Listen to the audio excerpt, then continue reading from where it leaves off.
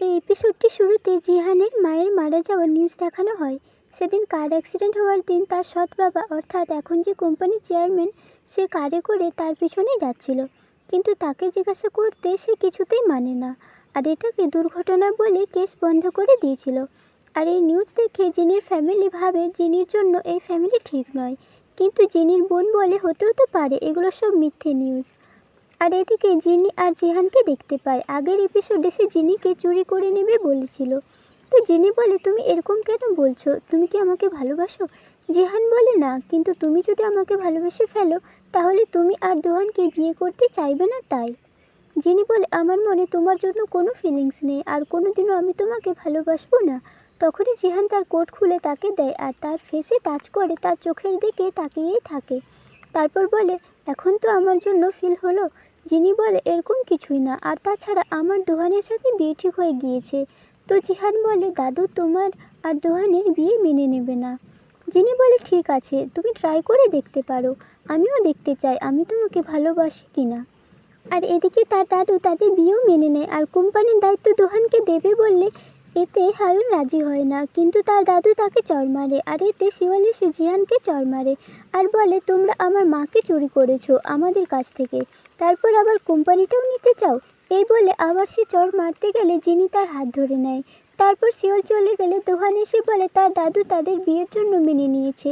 পরের সিনে জিনি তার ভাইয়ের সাথে বক্সিং করছিল আর সে তাকে অনেক মারছিল, জিহানকে চড় মেরেছিল বলে সে রেগেছিল তাই। তারপর তারা যখন বাড়ি যাচ্ছিল তখন জিহান ফোন করে বলে, তুমি কোথায় আছো? তারপর জিহান কার নিয়ে সেখানে আসে, আর জিনি বলে, তুমি কে? পরের সিনে দেখা যায় তারা দুজন কারে। জিনি বলে, কোথায় নিয়ে যাচ্ছ? তো জিহান বলে, ডেটে যাচ্ছি। জিনি বলে, তোমার সাথে কেন যাব?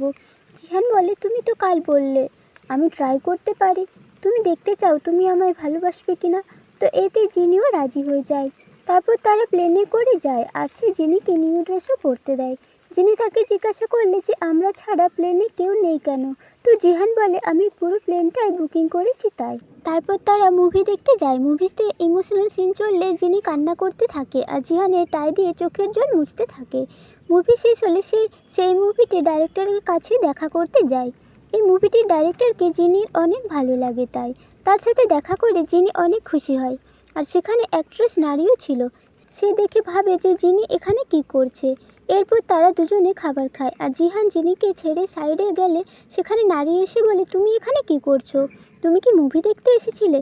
মুভি কেমন ছিল? তো জিনি বলে, মুভিটা অনেক ভালো ছিল, আসলে এই মুভির অ্যাক্ট্রেস ছিল নারী।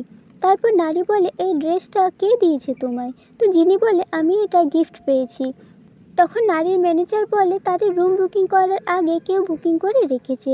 নারী বলে, কে করেছে? তখন জিহান এসে বলে, আমি। আর নারী তাকে দেখে চিনতে পারে। যিনি যে ড্রেসটা পরেছিল সেটা নারী পছন্দ করেছিল, কিন্তু জিহান বলে, আমি একজন অ্যাক্ট্রেসকে এই ড্রেসটা দিতে চাই। তো সেভাবে হয়তো তাকেই দেবে। ড্রেস নেওয়ার পর সে বলে, তুমি তো ড্রেসটা গিফট করতে ভুলে গেলে।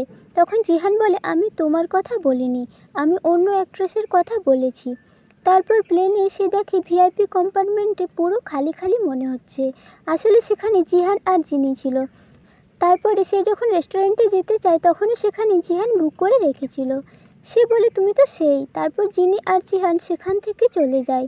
এরপরে জিনি বলে, তুমি নারীর ব্যাপারে কি করে জানলে? তুমি কি আমার ব্যাকগ্রাউন্ড চেক করেছো? জিহান বলে, হ্যাঁ, আমি তোমার জন্য রিভেঞ্জ নিলাম। আজ নারীর পুরো দিনটাই খারাপ গেল। তো বলো, আমাকে অ্যাট্রাকটিভ লাগছে তো? জিনি বলে, একটুও না। তো জিহান বলে, তাহলে তুমি খাবারগুলো খেও না। জিনি বলে, খাবো, আমি টাকা নষ্ট করতে দেব না। তারপর জিনির কথায় জিহান ড্রিঙ্ক করে।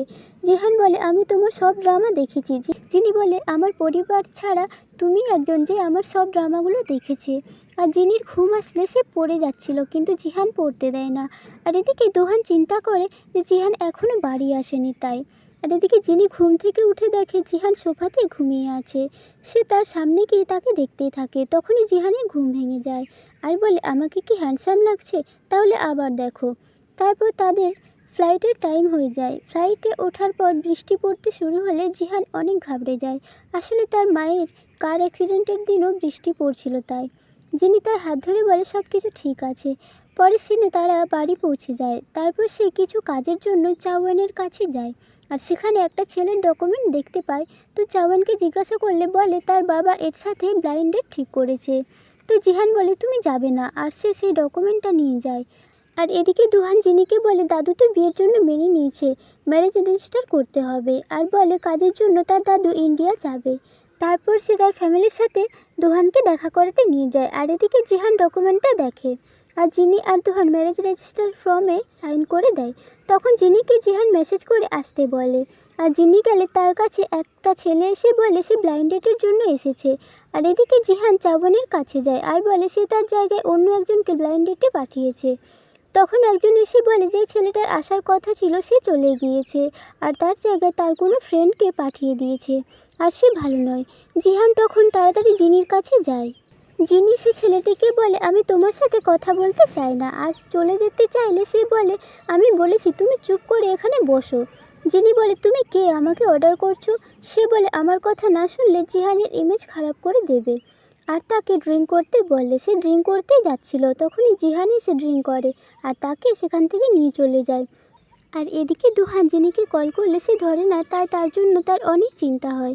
তারপর সে স্টুডিওর কারেন্ট চলে যায়, আর সে ফোনে কাউকে বলে যে কিছু দিনের সিসিটিভি ফুটেজ দিতে। আর তখনই সেখানে একটি ছেলে এসে বলে তুমি কেমন আছো।